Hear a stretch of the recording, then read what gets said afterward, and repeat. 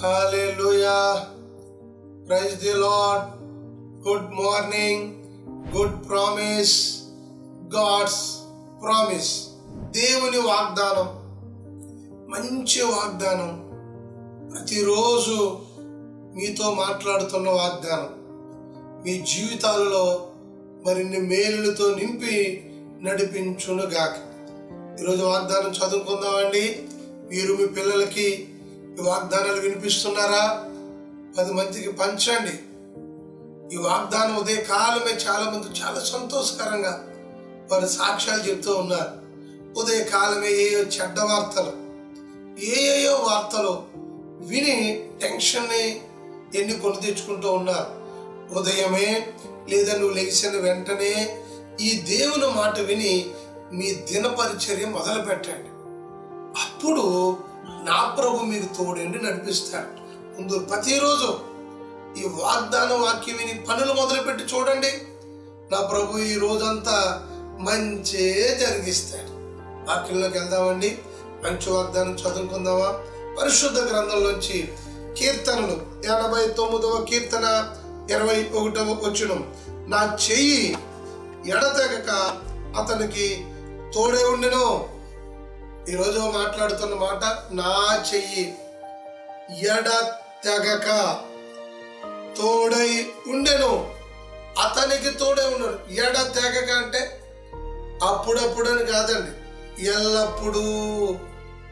కొంతమంది చెయ్యి పట్టుకుంటారు, మధ్యలోనే వదిలిపెట్టేస్తారు. పెళ్లిలో చూడండి, చేతులు చేసి ప్రమాణకాలు చేయిస్తాం.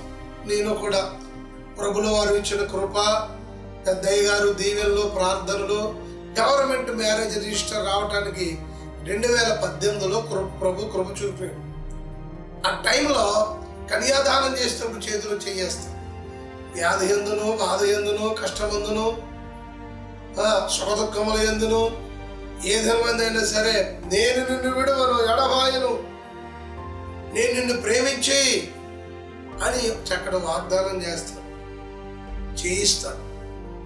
అందరూ కాదులే, నాకు తెలుసుండి మేము చేసిన వివాహాల్లో ఎవరికి విడిపోయినట్టు నాకు కనబడలేదు, కనబడదు కూడా ప్రభు కృపలో. కొంతమంది వాళ్ళ బ్రతుకుల్లో చేసి వాగ్దానాలు చేస్తున్నారు, కానీ చాలా మంది పరిస్థితులు నా అటువంటి వాడు కాదు. వాగ్దానం చేసిన దేవుడు నమ్మదగిన వాడు. నీ చెయ్యి ఎడతెగక తప్పకుండా తోడే ఉంటాయి. ఒక రోజున పేతురు గారు అత్తయ్య గారికి చాలా జ్వరం వచ్చేసిందటండి. చాలా జ్వరంతో బాధపడుతుంది. నా ప్రభుల వారిని పిలిపించి పేతురు గారు ప్రార్థన చేయించారు వాళ్ళ అత్తయ్య గారికి. చెయ్యి, ఎవరు చెయ్యంట? ప్రభుల వారు చెయ్యి. పేతురు అత్తయ్య గారి చెయ్యి ముట్టగానే జ్వరము ఆమెను విడిచి పోయెను అనే మాట మార్కు సువార్తమానంలో చాలా చక్కగా అక్కడ కనబడుతుంది. మార్కు సువార్త 1వ అధ్యాయం 31వ వచనం. ఆయన ఆమె దగ్గరకు వచ్చి చెయ్యి పట్టి ఆమెను లేవనెత్తును. చెయ్యి పట్టి లేవనెత్తు.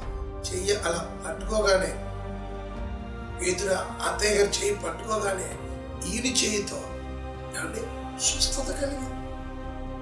అంతటా జ్వరము ఆమెను వదిలను గనుక ఆమె వారికి ఉపచారము చేయసాగిన. వెంటనే వదిలిపోయిందట.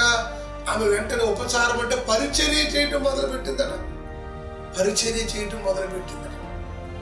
కాబట్టి వాక్యం వినిచుండి బిడ్డ, ఒకవేళ జ్వరంతో ఉన్నావా, నా ప్రభు చెయ్యి ఇప్పుడు నిన్ను తాకునుగాక, స్వస్థపరచునుగాక. ఏ తోడు లేక ఉన్నావా, ప్రభు చెయ్యి నీకు తోడుగా ఉండునుగా. చాలా మందిని చెయ్యి పట్టుకుని విడిచిపెట్టేసారా? పార్ట్నర్స్ అవ్వచ్చు, లేదా పని అప్పగిస్తారని అనొచ్చు, కలిసి పని చేస్తున్నారు కావచ్చు, నీ చేయి విడిచిపెట్టేసారేమో. ఏడవద్దు, బాధపడద్దు. నా ప్రభు నీ చేయి పట్టుకుని చెయ్యి ఆయనకి ఇవ్వు. పట్టుకుంటున్నాడు, నడిపిస్తాడు, మరణ వరకు నడిపిస్తాడు. బలహీనతలో ఉన్నావా, నిన్ను ముడుతున్నాడు ఆయన చేయితో.